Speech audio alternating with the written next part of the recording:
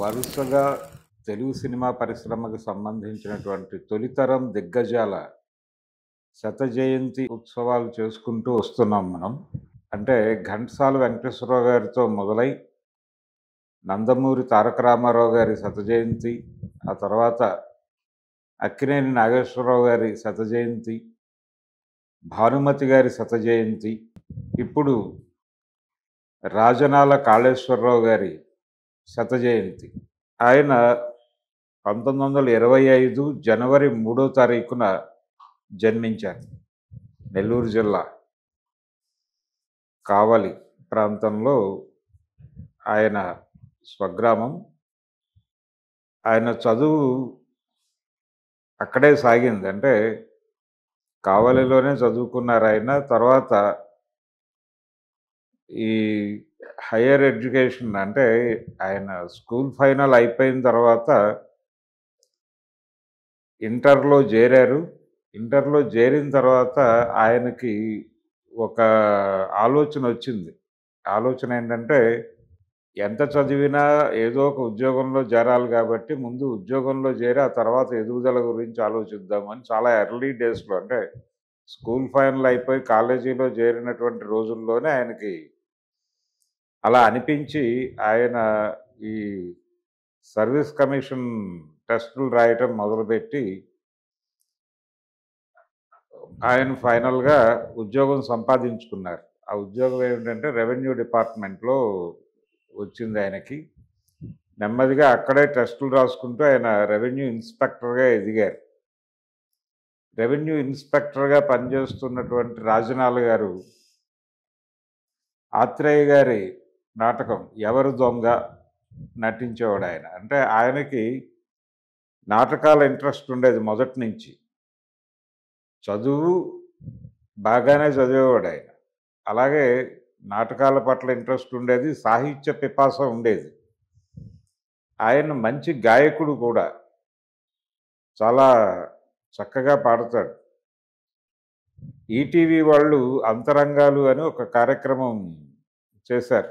అందులో రాజనాల్ గారి చివరి రోజుల్లో ఆయనతో ఇంటర్వ్యూ. నిజానికి ఆయన ఆరోగ్య పరిస్థితి అంత బాగా లేని సమయము, ఆర్థికంగాను ఆరోగ్యపరంగాను కూడా ఆయన చితికిపోయినటువంటి సమయంలో చేసినటువంటి ఇంటర్వ్యూ అది. అయినప్పటికీ కెమెరా ముందు ఉన్నాను అనేటువంటి కాన్షియస్నెస్ ఆయన్ని చాలా ఎనర్జెటిక్గా మార్చింది. మీరు ఆ ఇంటర్వ్యూ చూస్తే అర్థమవుతుంది. ఆయన మాట్లాడిన అంటే కొంచెం ఫిలసాఫికల్గా వెళ్ళిపోయి మాట్లాడాడు ఆయన ఆ ఇంటర్వ్యూలో. అంటే తను ఎలా ఎదిగింది, నిజానికి ఆ కార్యక్రమం సినిమా పరిశ్రమలోకి తాము ఎలా ప్రవేశించారు, ప్రవేశించిన తర్వాత ఎదుర్కొన్నటువంటి సవాళ్ళు ఏమిటి, సాధించిన విజయాలు ఏమిటి, నేర్చుకున్న పాఠాలు ఏమిటి అనే ప్రాతిపదికన అందరితోనూ ఇంటర్వ్యూలు చేశారు ఆ టైంలో. అయితే రాజనాల్ గారు మాత్రం ఆ పరిధిలో ఇమడలేదు. మీరు ఆ ఇంటర్వ్యూ చూస్తే అర్థమవుతుంది. ఆయన ఆ పరిధి దాటి వెళ్ళిపోయాడు. ఆ పరిధిలో ఏ విధంగానూ ఫిట్ అవ్వని పద్ధతిలో ఆయన సంభాషణ నడిచింది. కెమెరాతో సంభాషణ. ఇది ఆ ఇంటర్వ్యూలోనే ఆయన చెప్పినటువంటి డైలాగ్. అంటే జీవితం అనేది చీకటిలో నుంచి చీకటిలోకి వేసే బాణం మధ్యలో వెలుగు ఉంటుంది అని.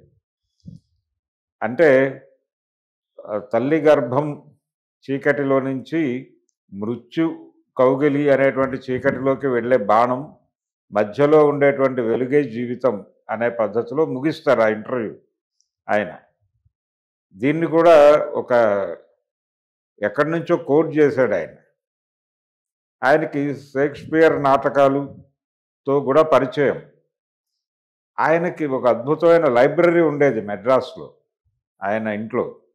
ఆ లైబ్రరీ కోసం ఆయన చాలా డబ్బులు ఖర్చు పెట్టారు అంటారు. సుమారు 25 లక్షల రూపాయలు ఖర్చు అయింది ఆ లైబ్రరీకి అని అంటారు.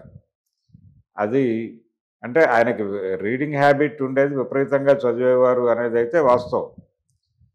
మహాకవి శ్రీశ్రీ గారు కూడా తరచూ వెళ్ళి రాజనాల్ గారితో మాట్లాడుతూ ఉండేవారు అటు సాహిత్యపరమైనటువంటి విషయాలు. అలాగే నేను ఇందాక చెప్పినటువంటి ఇంటర్వ్యూలో కూడా ఆయన అనేక పద్యాలు అలా చదువుకుంటూ వెళ్ళిపోతారు.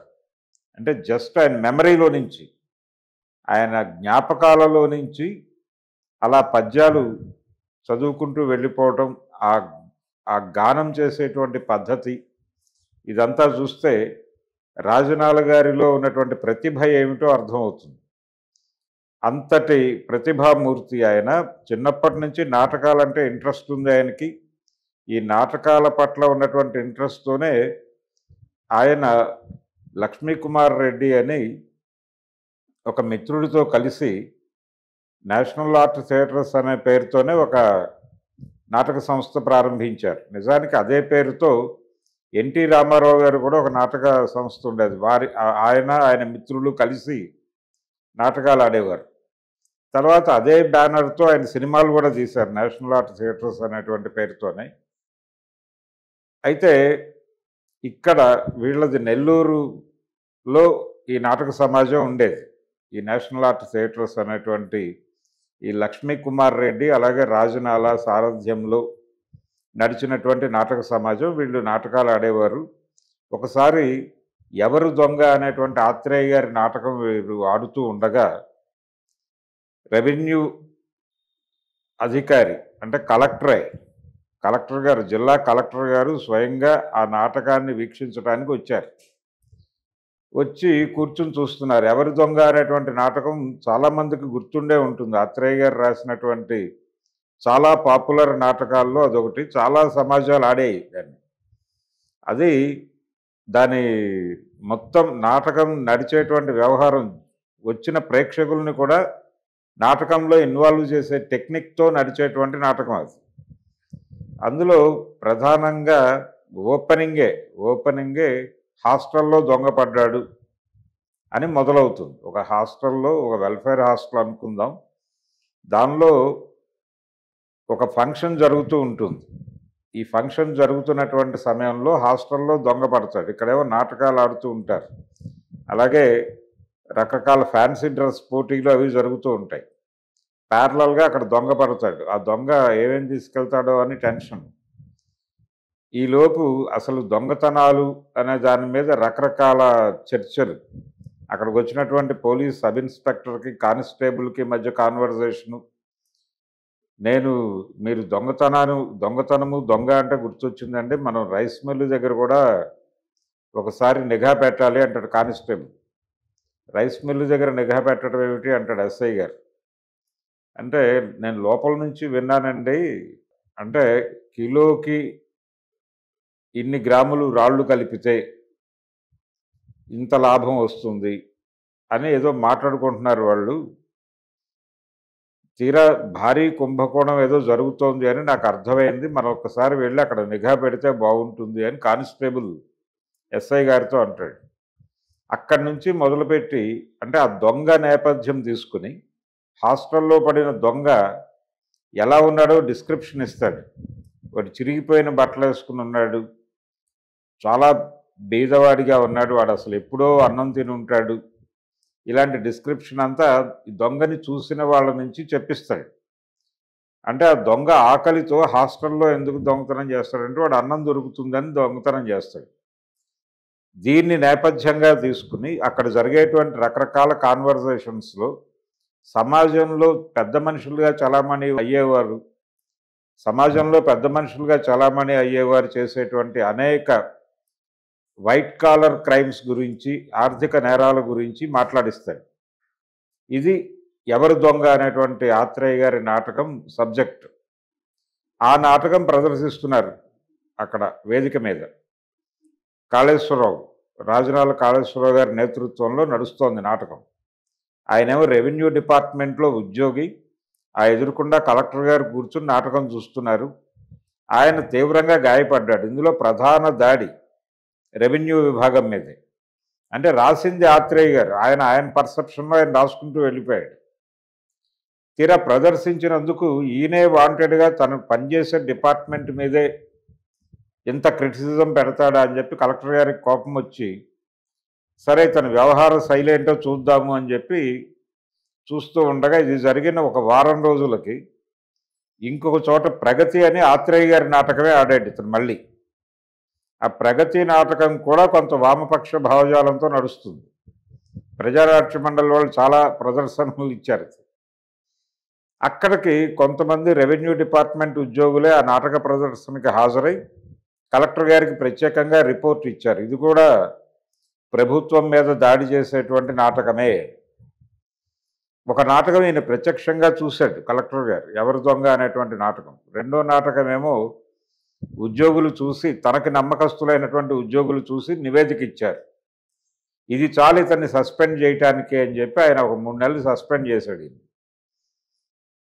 ఎందుకు సస్పెండ్ చేశారు అని చెప్పి రాజనాల్ గారు ఎంక్వైరీ చేస్తే, ఇది విషయం, మీరు ఆడుతున్నటువంటి నాటకాల్లో అవినీతి మీద చాలా ఆరోపణలు ఉన్నాయి, పర్టికులర్గా మీరు కేంద్రీకరించి రెవెన్యూ డిపార్ట్మెంట్ మీద దాడి చేస్తున్నారు, అందుకని సస్పెన్షన్ వేయటం జరిగింది అనేది ఆయనకు తెలిసినటువంటి విషయం. దాంతో ఆయన మనం ఎలాగూ ఆ నాటకాలు ఆడతాం అంటే, ఆ రోజుల్లో ఆత్రేయ గారి నాటకాలు విపరీతమైన పాపులర్, ప్రతి సమాజము ఆ నాటకాలు ఆడేది. కాబట్టి ఆ నాటకాలు ఆడక తప్పదు, ఆడితేనేమో వీళ్ళు ఉద్యోగం చేయనివ్వరు. కాబట్టి ఉద్యోగం కంటే కూడా మనం నటనా రంగాన్ని ఎంచుకుని ముందుకు వెళ్ళిపోవడమే బెటరు అనేటువంటి ఒక అభిప్రాయానికి వచ్చి ఆయన ఇక్కడి నుంచి షిఫ్ట్ అవుదాం అనుకుంటున్న టైంలో, నిజానికి దీనికంటే కొంచెం ముందే ఆయన ఫ్రెండ్ ఈ లక్ష్మీ కుమార్ రెడ్డి, ఆయన మెడ్రాస్ వెళ్ళి హెచ్ఎం రెడ్డి గారి కంపెనీలో ఉద్యోగంలో చేరాడు. అక్కడ హెచ్ఎం రెడ్డి గారు అంతకుముందు నిర్దోషి అనేటువంటి ఒక సినిమా తీసి కొంత నష్టపోయి, ఈసారి కొత్త వాళ్ళతో చేద్దాము అని చెప్పి అనుకుని, అంతకుముందు ఆయన తీసిన సినిమాలో చిన్న క్యారెక్టర్లో కనిపించిన కాంతారావునే తీసుకుని హీరోగా ఈ ప్రయత్నం మొదలైంది. ఏ క్యారెక్టర్కి ఎవరు అనేటువంటిది కాస్టింగ్ చేసుకుంటూ కొత్త ఆర్టిస్టులతోనే వెళ్ళాలనేది ప్రోగ్రామ్.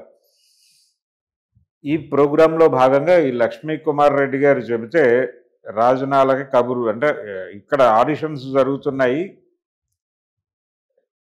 నువ్వు వచ్చి నువ్వు కూడా ఆడిషన్ ఇస్తే బాగుంటుంది అని లక్ష్మీ కుమార్ రెడ్డి గారు అక్కడికి సమాచారం పంపించడం మాత్రమే కాకుండా, తన ఆఫీస్లో ఎవరైతే ఆడిషన్ వ్యవహారాలు చూస్తున్నారో వాళ్ళకు కూడా చెప్పాడు. చెప్తే సరే అని ఈయన వెళ్ళాడు మెడ్రాస్. వెళ్ళి హెచ్ఎం రెడ్డి గారి ఆఫీస్కి వెళ్ళి ఈయన ఆడిషన్ ఇచ్చేశారు, అయిపోయింది, తిరిగి వెళ్ళిపోయాడు ఆయన అడ్రస్ ఇచ్చేసి. అనుకోకుండా ఆ అడ్రస్ పేపర్ మిస్ అయింది. మిస్ అయ్యి వీళ్ళు అనుకున్నటువంటి ఒక విలన్ క్యారెక్టర్ కోసం ఒక తమిళియన్ అనుకున్నారు. ఆయన వచ్చాడు, సాలం నుంచో ఎక్కడి నుంచో వచ్చారు, కానీ ఆయన శాండో అని చెప్పాడు. కానీ అతను ఈ క్యారెక్టర్కి ఫిట్ అయ్యేటువంటి పరిస్థితిలో లేడు. ఆయన దేహ దారుఢ్యము ఇవన్నీ బాగానే ఉన్నాయి, కానీ విలన్ క్యారెక్టర్కి ఫిట్ అయ్యేలాగా అనిపించలేదు హెచ్ఎం రెడ్డి గారికి. అనిపించకపోవడంతో అతన్ని పక్కన పెట్టి ఎవరు అని తర్జన పడుతుండగా ఈ డైరెక్షన్ డిపార్ట్మెంట్లో ఉన్నవాళ్ళు, ఆ రోజు నెల్లూరు నుంచి ఒక అతను వచ్చాడండి, అతను అడ్రస్ ఇచ్చేళ్ళాడు, మనం ఎక్కడో మిస్ చేసాం దాన్ని, డ్రామాల్లో నటిస్తాడని చెప్పారు, తర్వాత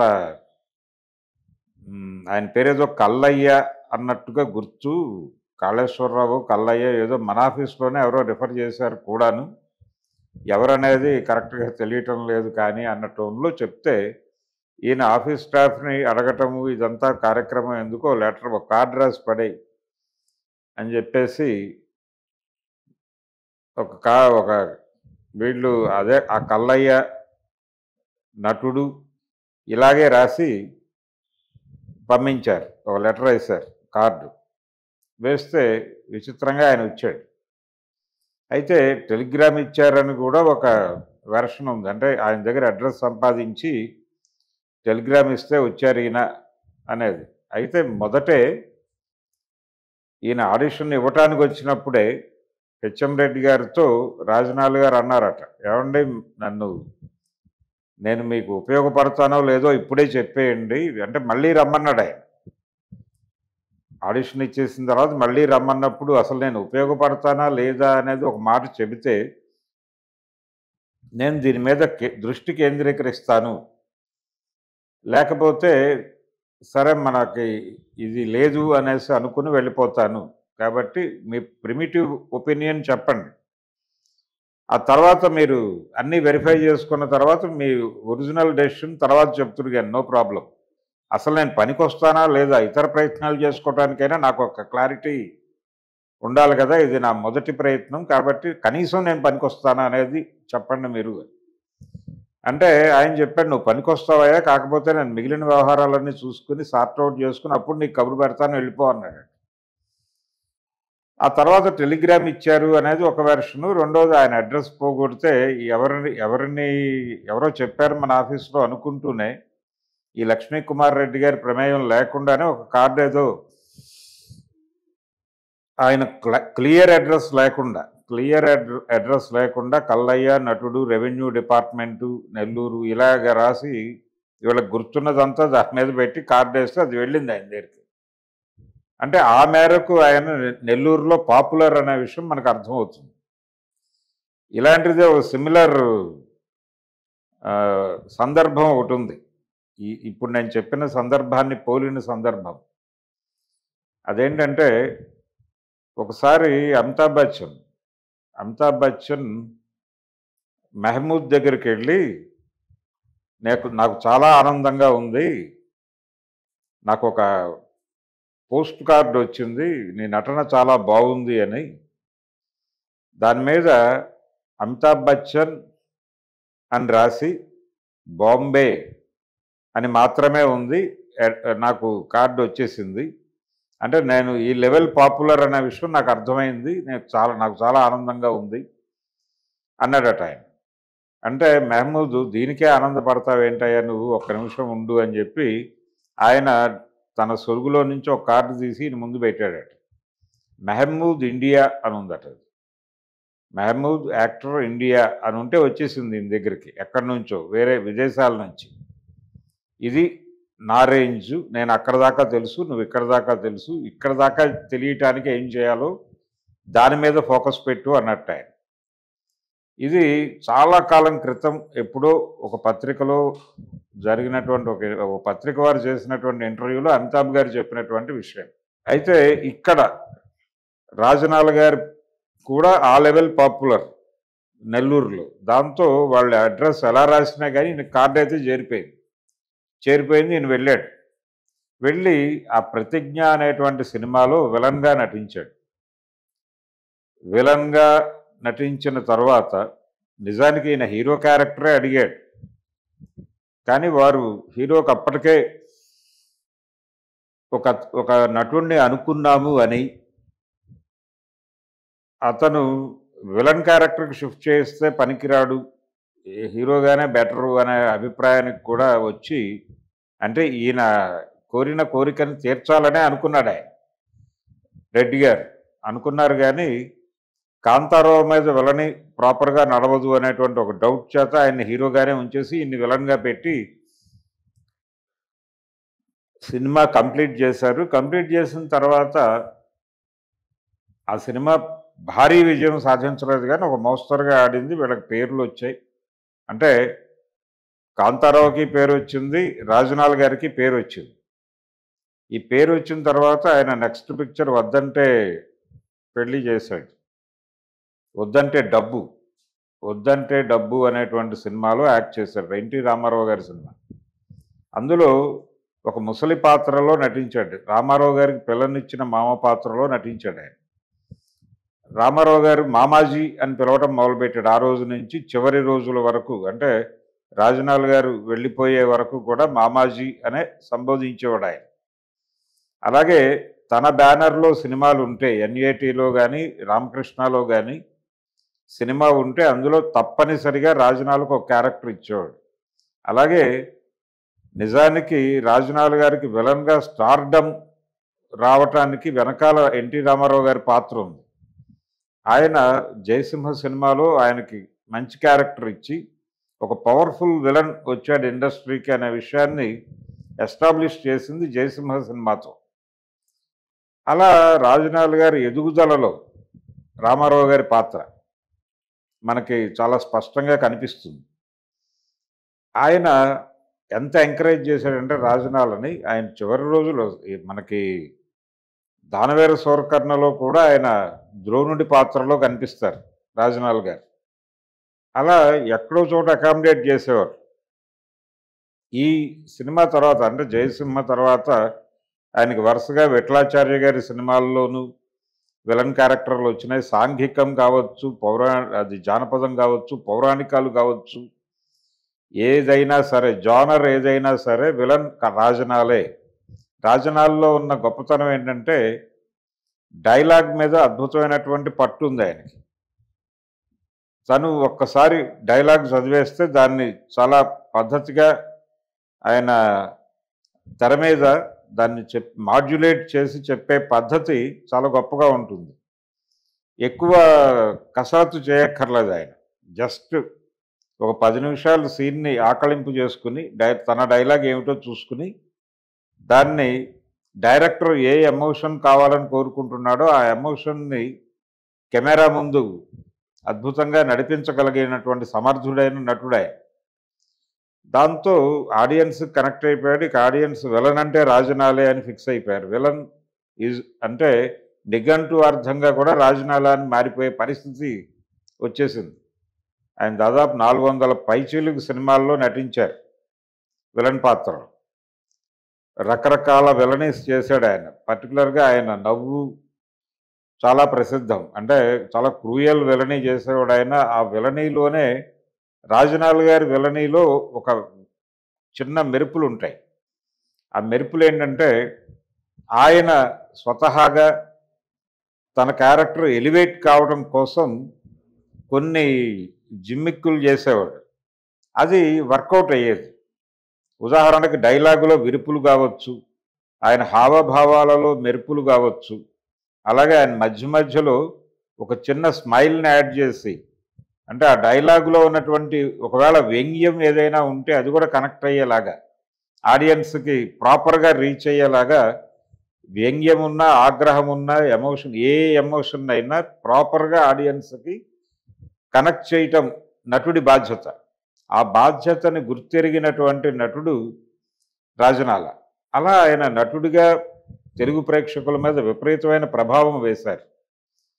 ఈ ప్రభావంతో ఆయన అంటే విపరీతంగా సంపాదన కూడా సంపాదించాడు ఆయన. మెడ్రాస్లో 5 భవంతులు ఉండేవి ఆయనకి అని చెప్తారు.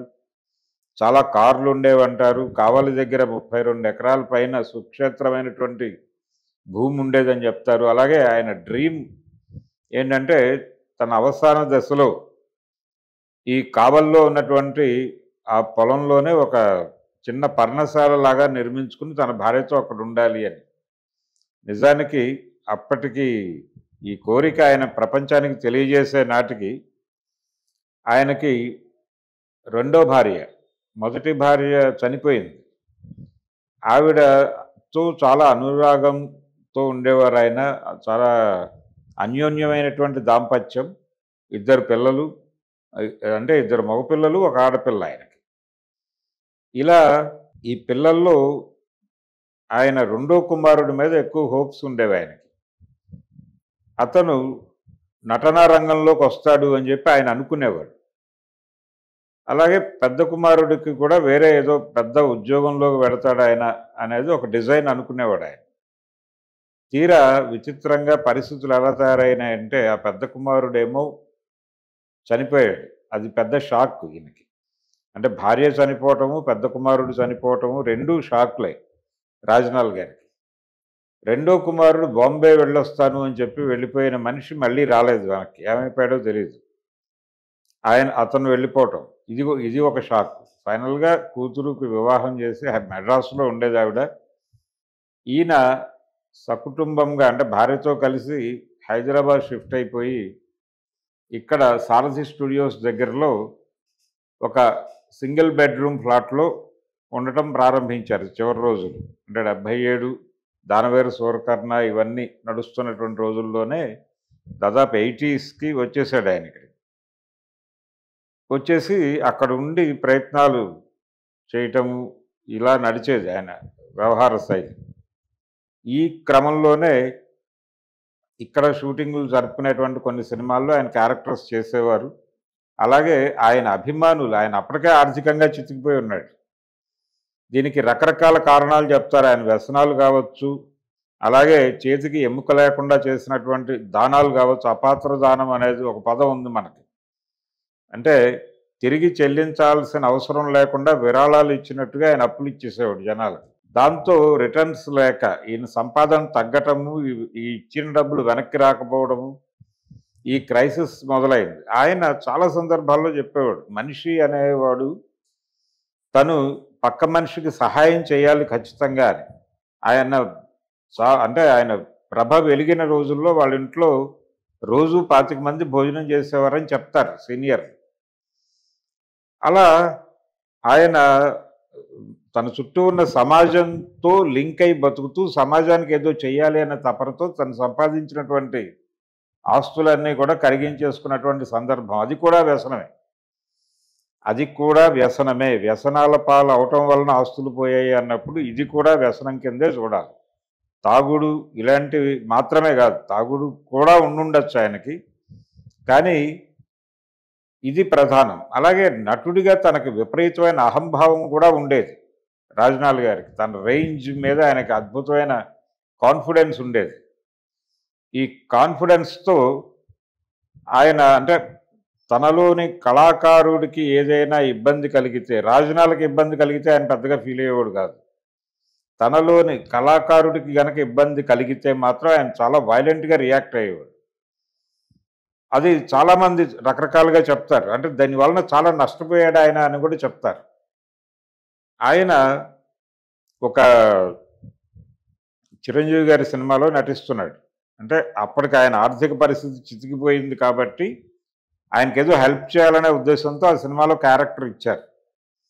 ఒకరోజు ఈయన సెట్లో ఉన్నాడు, ఈయన మీద ఒక సీన్ ఉంది, దానికి లైటింగ్ ఇవన్నీ ఆర్గనైజ్ చేసుకుంటూ ఉండగా సడన్గా చిరంజీవి గారు వచ్చారు. వచ్చేసరికి హీరో షాట్స్ కంప్లీట్ చేస్తే ఆయన వేరే షూటింగ్కి వెళ్ళిపోతాడు. ఆ తర్వాత ఈయనది చేద్దామనే ఉద్దేశంతో డైరెక్టర్ గారు, విజయ్ బాపిరెడ్డి గారు అనుకుంటాను డైరెక్టరు, ఆయన రాజనాల్ గారు మీది కాసేపు ఆపుదామండి, ఆయనది కంప్లీట్ చేసి పంపించేసిన తర్వాత మనం మధ్యాహ్నం నుంచి కూర్చుందాం ఆఫ్టర్ లంచ్ అని. ఈయనేమో షాట్ తన మీద తీస్తున్నారు అనే దీంతో మొత్తం మేకప్ అయి రెడీగా ఉన్నాడు ఈయన. వాళ్ళు కూడా రెడీగానే ఉన్నారు షాట్ తీయటానికి. చిరంజీవి గారు రావడంతో చిన్న ప్రోగ్రాంలో స్లైట్ చేంజ్ అంతే. దీన్ని రాజనాల్ గారు పాజిటివ్గానే తీసుకున్నారు, కానీ ఆయనలోని కళాకారుడు పాజిటివ్గా తీసుకోలేదు. అంటే హర్ట్ అయ్యాడు ఆయన. హర్ట్ అయ్యి ఇలా అవమానిస్తారు అనుకోలేదు నన్ను అని అక్కడే ఓపెన్గా మాట్లాడేయటం. ఇదొక సందర్భం. అయితే ఇది ఆ సినిమాలో ఆయనతో కలిసి నటించినటువంటి నరసింహరాజు లాంటి కో ఆర్టిస్ట్ నరసింహరాజు గారే. ఆయన ఒక ఇంటర్వ్యూలో చెప్పాడు, ఇది మగధీరుడు అనుకుంటాను సినిమా పేరు. ఆ సినిమాలో ఆ సినిమా షూటింగ్ సందర్భంగా జరిగింది ఇన్సిడెంట్ అని చెప్పాడు ఆయన.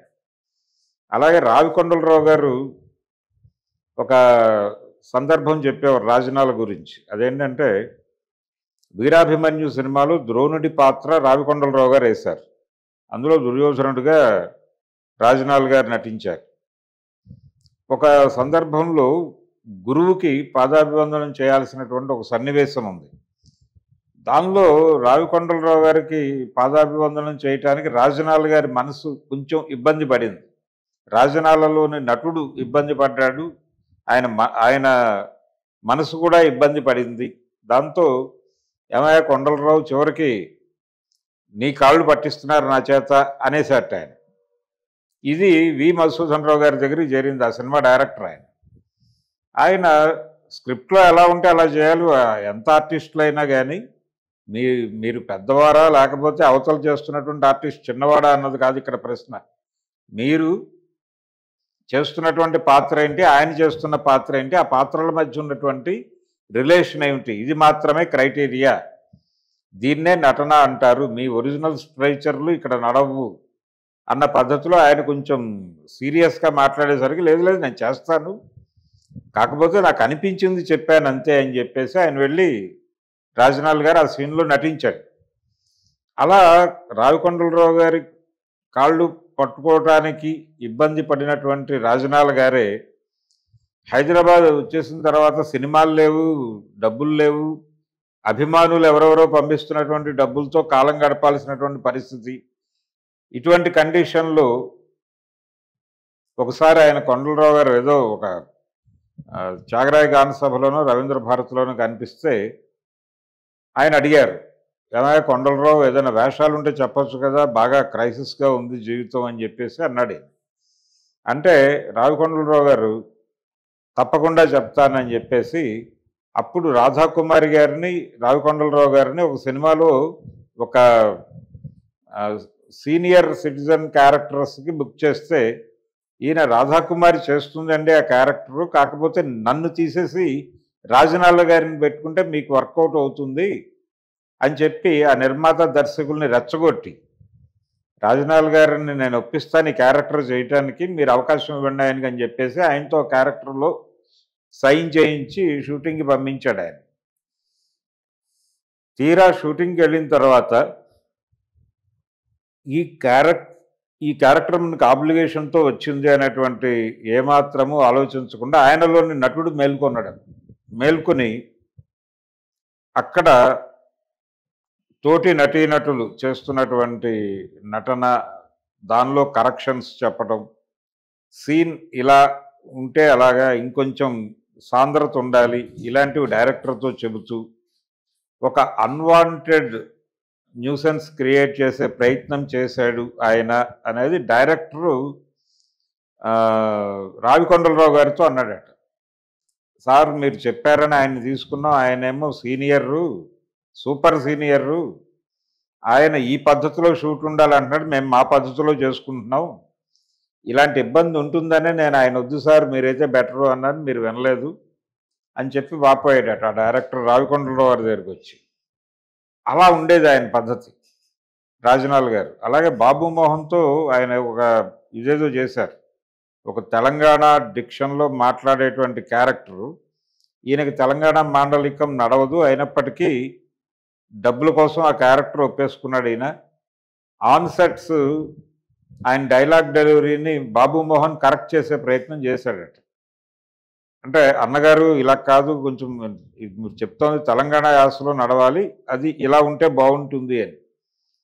మళ్ళీ రాజనాలలోని నటుడు హర్ట్ అయిపోయి బాబు మోహన్ మీద చాలా సీరియస్ అయ్యాడట ఆయన. "నువ్వెవడు నాకు చెప్పడానికి, నాకు తెలీదా" అని. ఇలా ఉండేది ఆయన ధోరణి, రాజనాల గారి ధోరణి.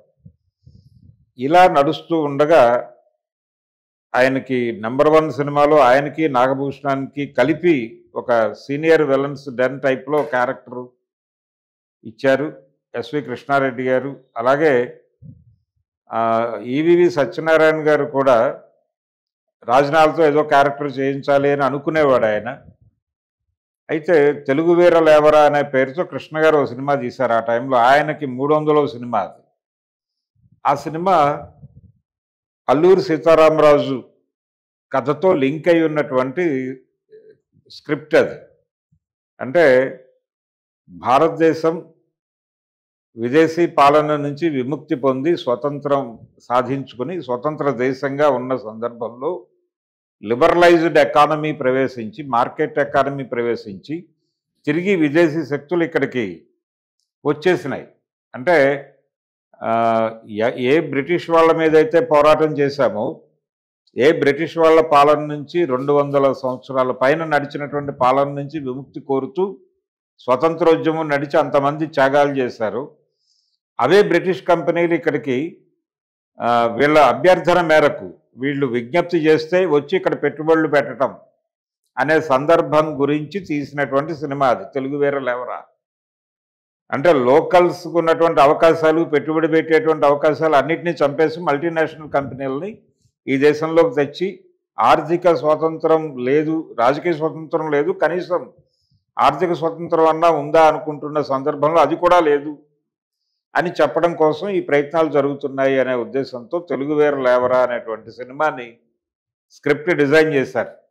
ఆ సినిమాకి ఈవీవి సత్యనారాయణ గారు డైరెక్టర్. అందులో ఒక ఫ్యాక్టరీలో జరిగేటువంటి గొడవతో మొదలవుతుంది. ఆ ఫ్యాక్టరీ యాజమాన్యానికి, కార్మిక నాయకుడికి మధ్య కాన్ఫ్లిక్టు. ఆయన్ని చంపేసి అడవిలో పారేసాం అనుకుంటారు వాళ్ళు. కానీ ఆయన చనిపోడు. అక్కడ బతికిస్తారు అక్కడ ఉన్నటువంటి ఆదివాసీలు. బతికించిన తర్వాత ఈలోపు అతనికి ఆయన కోమాలో ఉంటాడు. కోమాలో ఉండగా గడ్డం అది పెరిగిపోతుంది. అతన్ని చూడగానే ఈ ఆదివాసీల్లో ముసలి వాళ్ళు ఈయన అల్లూరి సీతారామరాజుగా పోల్చుకుంటారు. అల్లూరి సీతారామరాజు బతికే ఉన్నాడని మేము చెప్తుంటే ఎవరు నమ్మేవాళ్ళు కాదు. ఇప్పుడు చూస్తుంటే మీరే సీతారామరాజు కదా, మా పరిస్థితి ఏంటి అని అడుగుతారు. అడిగితే ఈయన షాక్ అవుతాడు, ఇదేంటి అని. అది అలా నడుస్తుంది సినిమా, తెలుగు వీరులు ఎవరా అనే సినిమా. ఇందులో ఈయన్ని అల్లూరి సీతారామరాజుగా లొకేట్ చేసిన తర్వాత ఒక మంచి కాన్ఫ్లిక్ట్ పెట్టాడు డైరెక్టర్ గారు అని అనను కానీ కథా రచయిత. ఈయన అల్లూరి సీతారామరాజుగా ఈ గడ్డం పెరిగిపోయి ఆ గెటప్లోకి వచ్చేసిన తర్వాత ఇక్కడ భారత ప్రభుత్వ అధికారిక ఆమోదంతో ఒక విదేశీ కంపెనీ అడవిలో పెట్టుబడులు పెట్టడానికి వస్తుంది మన్యంలో. ఏ మన్యంలో అయితే బ్రిటిష్ వాళ్ళకు వ్యతిరేకంగా అల్లూరి సీతారామరాజు పోరాటం చేశాడో అదే మన్యం ప్రాంతంలో జరుగుతూ ఉంటుంది కథ. ఈ మన్య ప్రాంతాల్లో పెట్టుబడులు పెట్టడానికి ఒక బ్రిటిష్ కంపెనీ ఏజెంట్ వస్తాడు. అతనితో పాటు అతని ఫాదరు తాతో వస్తారు. ఆ తాతగారు ఈయన రాజనాల్ గారు. రాజనాల్ గారిని ఎందుకు పెట్టారు అక్కడ ఆ క్యారెక్టర్లో అంటే దానికి ఒక లింక్ ఉంది. అల్లూరి సీతారామరాజులో ఈయన నటించారు రాజనాల్ గారు. కృష్ణ గారి 100వ సినిమా అది. అందులో నటించినటువంటి రాజనాల్ గారి క్యారెక్టరు అంటే బ్రిటిష్ వాళ్ళు వెనక్కి వెళ్ళిపోయి ఆయన మనవడు ఇక్కడ పెట్టుబడులు పెట్టడానికి వస్తుంటే మేజర్ గుడాల్ క్యారెక్టర్ అది. అక్కడి నుంచి తిరిగి వచ్చినట్టుగా డిజైన్ చేశారు. ఆ డిజైనింగ్ చాలా బాగా వర్కౌట్ అయింది. అట్లా రాజనాల్ గారిని తెలుగు వీరులు ఎవరా సినిమాలోకి తీసుకున్నారు. తీసుకుంటే ఆ అడవిలో ఉండగా ఆయన కాలికి గాయమైంది ఆ సినిమా షూటింగ్ టైంలో. ఆ కాలికి గాయమై ఆయన ఆల్రెడీ డయాబెటిక్. ఫైనల్గా ఆ గాయమే ఆయన కాలు తీసేయాల్సిన పరిస్థితి కల్పించింది. కాలు తీసేసిన తర్వాత కుడికాలు కోల్పోయి ఆయన అమీర్పేటలో దీనిలో ఉండటం, తీవ్రమైనటువంటి అనారోగ్యానికి గురవటం. ఆయన ఫైనల్గా ఇక్కడ నుంచి మెడ్రాస్ వెళ్ళాడు కూతురు దగ్గరికి. కూతురు దగ్గర ఉండగానే కన్ను మూశారు. కన్ను మూసిన తర్వాత అంటే ఆయనకి మెడ్రాస్లో ట్రీట్మెంట్ జరుగుతుండగా చాలా కాస్ట్లీ ట్రీట్మెంటే అందించారు.